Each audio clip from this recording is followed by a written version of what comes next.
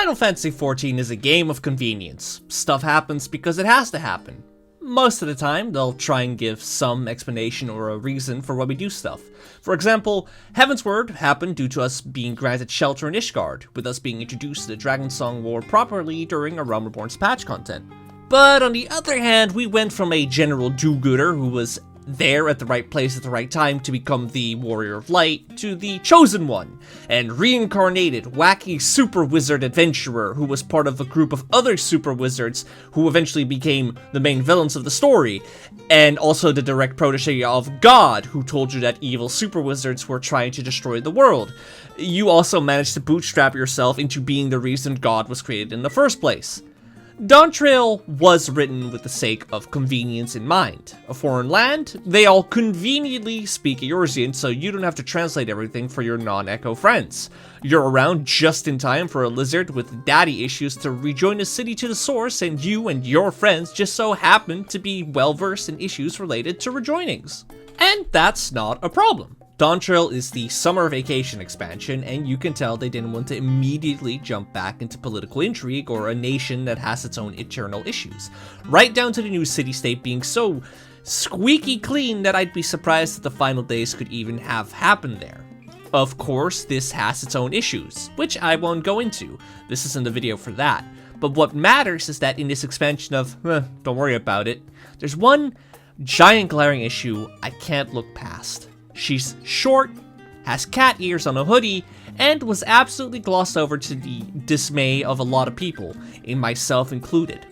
It's everybody's favorite potential woman, Krile Baldesion. Introduced in Heavensward as a Echo-blessed scion, Krile has been shafted left and right. Despite being an Archon and close friends with most of our A-team, she was relegated to Damsel in Distress in Stormblood, locked into Eureka, played Nurse in Shadowbringers, and played as a mouthpiece for Hydaelyn in Endwalker, with Yoshida even going on the record saying they almost forgot to put her in the Endwalker art. In Dawntrail, it seemed she would become more relevant, learning that her grandfather Galuf once arrived in the New World. She finds a mysterious mail and earring that lead her to wanting to go to the New World and find out what her grandfather did there. She joins us and becomes the poster child for Pictomancer. Of course, what we got was less than stellar, spending the first half of the expansion pretty much just going grandfather and getting nothing out of it. The catalyst for her coming to Thrall, the earring being off-screened and acting as a key to get to the 9th, she finally got something of a moment to shine by meeting the memories of her dead parents who turned out to be from the 9th, which came in a ticking clock doomsday scenario where we decide to take a detour through a dead ghost theme park, and also Grahatia, bless his heart, deep throats and ice cream. But this raises some questions. We see Krile be given off to Galuf 20 years prior to the current day by her parents. Why did the portal activate just as everybody was there? Why did Gulul Jaja decide it was dangerous enough to put a lock on? What does this mean for Krile's soul density? Is she 2 out of 14 rejoined? 8 out of 14 like the rest of the world? Ignoring the portal stuff, the soul density stuck with me. We learned that the Lalafell of Alola Loa Island in the 5th Umbral era managed to use that wacky key Zem supposedly made to escape to the 9th while the world was frozen, leading to them becoming part of the 9th as the Malala. The most important thing of that event is them being the reason Electrobe is what it is today, being accidentally responsible for the state of the world, with Krile's parents being part of the group researching the key to invade other shards, having a change of heart and starting the organization Oblivion to stop the key from being used to destroy shards. So, to break it down with one of my favorite subjects, soul math. The Ice Age was the 5th calamity, meaning that anybody around on the source would now be rejoined 6 out of 14. 1 source plus 5 shards equals 6 after all. Simple. Meaning that objectively, the Malala that arrived to the 9th had much denser souls than the inhabitants of the 9th, and would join the 9th's ethereal sea. Alola Loa Island, as far as we could tell, wasn't super duper large. Large enough to house multiple people, but not as big as an island like Valbrand. It was also just Alola Loa Island, not the rest of the southern isles as far as we're aware. Plus, with a recent calamity ruining their tropical island into a frozen hellscape, there were a good few deaths, At most, I'm willing to say that a few hundred Milala travel to the 9th. If I'm being generous, maybe 1,000 to 2,000. Meaning that in a regular old shard, at most 2,000 dense souls now got to mingle alongside the thin souls of the 9th. Skip ahead to the post-Storm Surge. The Milala are now major parts of the Ninth Society, and Krile's parents are part of preservation and the construction of Everkeep. And that's where I start having issues. The Storm Surge objectively wasn't a flood. The two floods we've seen rendered their reincarnation cycles absolutely fucked. While people do get sick of an over aspect to Thunder, we have yet, as of 7.2, to see or hear about people that after Lindblom's Doomsday weapon were transformed into 11 warped entities like the Sin Eaters and Voidsent. Instead, the Storm Surge is set in-game to be more akin to an Umbral Calamity, being a bit reminiscent of the second Calamity on the source. Everkeep was flooded with refugees from nearby lands, meaning that people did survive and trek the ruined lands, whereas the real floods fucked the terrain anybody caught in the flood, forcefully changing their ether to become Sin Eaters and Voidsent. This is also all from the perspective of Alexandria from 400 years ago.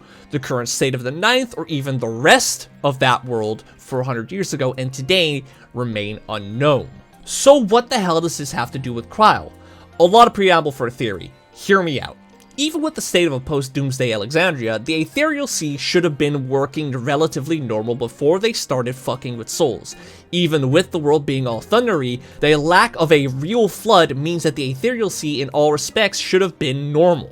We don't know of any impacts to the Ethereal Sea after any of the calamities. So in a shard that just had a huge influx of people dying, being sent to the Ethereal Sea, and potentially reincarnating in areas that still had people giving birth, in a big wide world, the chances that Krile was born with the soul of one of the source's refugees is very, very small, and the idea that it just so happened that it was the soul of the speaker, Loku Lokui, really sits wrong with me. Again, conveniences are all over the game, and this would explain away both Krile's echo and her soul density.